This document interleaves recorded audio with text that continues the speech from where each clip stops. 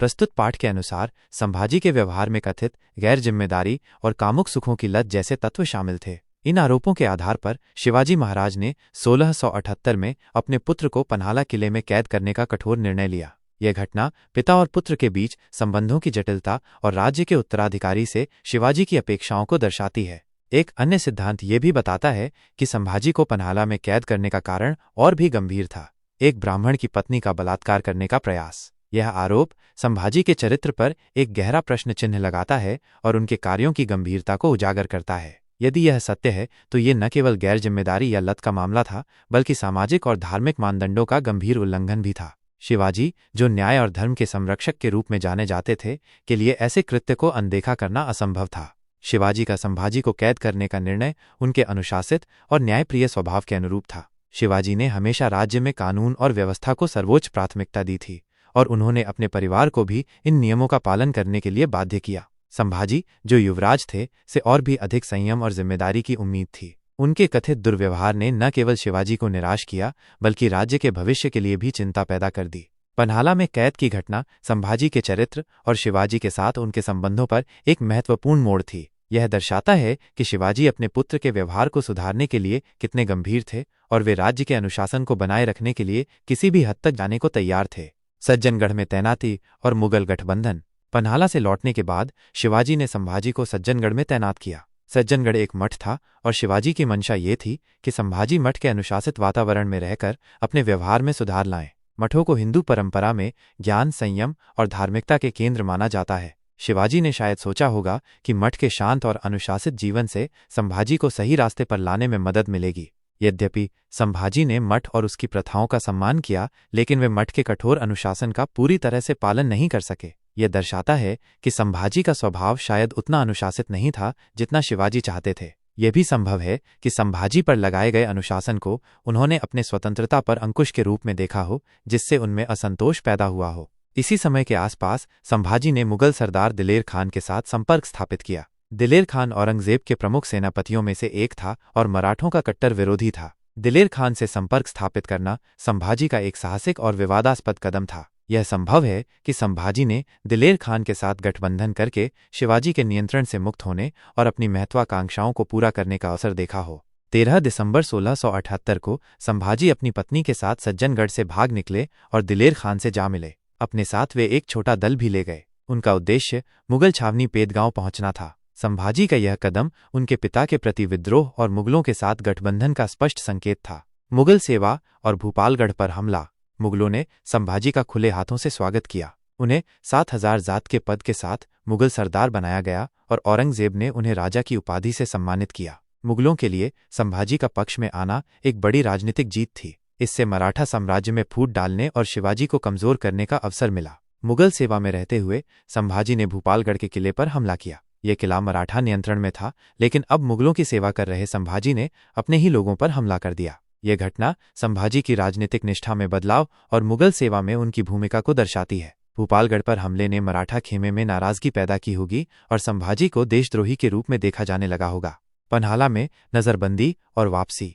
मुगल सेवा में कुछ समय बिताने के बाद संभाजी वापस लौट आए और उन्हें पन्हाला में नजरबंद कर दिया गया। पाठ में यह स्पष्ट नहीं है कि उन्हें किसने नजरबंद किया, लेकिन संभवतः शिवाजी ने या मराठा प्रशासन ने। संभाजी की वापसी और फिर से नजरबंदी उनके जीवन में एक और नाटकीय मोड़ था। यह दर्शाता है कि मुगल गठबंधन से उन्हें वो स्वतंत्रता या शक्ति नहीं मिली जिसकी उन्हें उम्मीद थी। संभाजी की मराठा खेमे में वापसी के कारण स्पष्ट नहीं है, लेकिन कई संभावित व्याख्याएं हैं। यह संभव है कि दिलेर खान ने संभाजी के साथ विश्वासघात किया हो या उन्हें वो सम्मान और पद नहीं दिया हो जिसका वादा किया गया था। यह भी संभव है कि संभाजी को मुगल संस्कृति और जीवन शैली रास नहीं आई हो और वे अपनी जड़ों और मराठा संस्कृति की ओर वापस लौटना चाहते हों। एक और संभावना यह है कि शिवाजी ने अपने पुत्र को वापस लाने के लिए कोई गुप्त रणनीति अपनाई हो या संभाजी को अपनी गलती का एहसास हो गया हो और वे प्रायश्चित करना चाहते हों। पन्हाला में फिर से नजरबंदी संभाजी के लिए एक और अपमानजनक अनुभव रहा होगा। यह दर्शाता है कि मराठा खेमे में उनकी स्थिति अभी भी अनिश्चित थी और उन्हें पूरी तरह से माफ नहीं किया गया था। उत्तराधिकार के सिद्धांत और असंतोष। स्टीवर्ट गॉर्डन के अनुसार शिवाजी नहीं चाहते थे कि संभाजी उनके उत्तराधिकारी बने। इस उद्देश्य के लिए उन्होंने अपने राज्य को अपने दोनों बेटों के बीच विभाजित करने का प्रस्ताव तैयार किया। प्रस्ताव के अनुसार संभाजी को कर्नाटक और तटीय जिंजी के नए अधिग्रहित क्षेत्र मिलते, जबकि राजाराम को महाराष्ट्र का हृदय स्थल दिया जाना था। यह सिद्धांत संभाजी के मुगल गठबंधन और उनके चरित्र के बारे में एक नया दृष्टिकोण प्रस्तुत करता है। गॉर्डन के सिद्धांत के अनुसार शिवाजी को शायद संभाजी की क्षमताओं और चरित्र पर संदेह था और वे राज्य को एक सक्षम शासक के हाथों में सौंपना चाहते थे। अपने राज्य को विभाजित करने का प्रस्ताव शिवाजी की दूरदर्शिता और राजनीतिक रणनीति का प्रमाण हो सकता है। वे शायद जानते थे कि उत्तराधिकार को लेकर विवाद हो सकता है और उन्होंने इसे टालने और राज्य को स्थिर रखने के लिए पहले से ही योजना बना ली थी। जदुनाथ सरकार का कहना है कि संभाजी दिलेर खान के पत्रों से व्यथित थे और उन्होंने अपने पिता के खिलाफ असंतोष में दिलेर खान का साथ दिया। दिलेर खान ने संभाजी को मुगल समर्थन के साथ अपना अधिकार वापस लेने का वादा किया था यदि वे उनके साथ शामिल हो जाते हैं। सरकार का ये सिद्धांत उत्तराधिकार के मुद्दे को संभाजी के मुगल गठबंधन के प्रमुख कारणों में से एक बताता है। सरकार के अनुसार संभाजी को शायद ये महसूस हुआ होगा कि शिवाजी उन्हें उत्तराधिकारी के रूप में नहीं चाहते हैं और राज्य का विभाजन उन्हें अन्यायपूर्ण लगा होगा। दिलेर खान के वादे ने उन्हें एक अवसर प्रदान किया होगा कि वे अपने पिता के खिलाफ विद्रोह करें और मुगल समर्थन से अपना अधिकार स्थापित करें। यह व्याख्या संभाजी के मुगल गठबंधन को राजनीतिक महत्वाकांक्षा और उत्तराधिकार के विवाद के संदर्भ में रखती है। हालांकि सरकार ये भी कहते हैं कि बाद में दिलेर खान के बेईमान व्यवहार के बाद संभाजी मराठा खेमे में लौट आए। यह दर्शाता है कि संभाजी को जल्द ही एहसास हो गया कि मुगल वादे खोखले हैं और दिलेर खान भरोसेमंद नहीं है। दिलेर खान के बेईमान व्यवहार ने संभाजी को निराश किया होगा और उन्हें मराठा खेमे में वापस लौटने के लिए प्रेरित किया होगा। ऐतिहासिक स्रोतों की विवादास्पद प्रकृति। अंत में जदुनाथ सरकार ये भी कहते हैं कि संभाजी के बारे में प्राथमिक ऐतिहासिक स्रोतों में से अधिकांश विवादास्पद हैं। यह ऐतिहासिक अनुसंधान की चुनौतियों को उजागर करता है, खासकर जब हम अतीत के जटिल और विवादास्पद व्यक्तित्वों को समझने की कोशिश करते हैं। संभाजी के मामले में ऐतिहासिक स्रोतों में अलग अलग दृष्टिकोण और पूर्वाग्रह हो सकते हैं, जिससे उनके जीवन और कार्यों का निष्पक्ष और सटीक विवरण प्राप्त करना मुश्किल हो जाता है।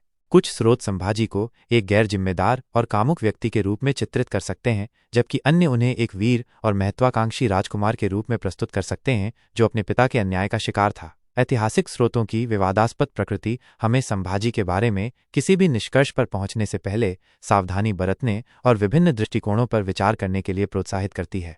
निष्कर्ष: संभाजी महाराज का प्रारंभिक जीवन जटिलताओं, विरोधाभासों और अनिश्चितताओं से भरा हुआ था। प्रस्तुत पाठ उनके जीवन के एक महत्वपूर्ण दौर पर प्रकाश डालता है, जिसमें उनके कथित दुर्व्यवहार, शिवाजी द्वारा कैद, मुगल गठबंधन और मराठा खेमे में वापसी जैसी घटनाएं शामिल हैं। विभिन्न ऐतिहासिक सिद्धांत संभाजी के कार्यों और प्रेरणाओं की व्याख्या करने का प्रयास करते हैं, लेकिन ऐतिहासिक स्रोतों की विवादास्पद प्रकृति हमें किसी भी निश्चित निष्कर्ष पर पहुंचने से रोकती है।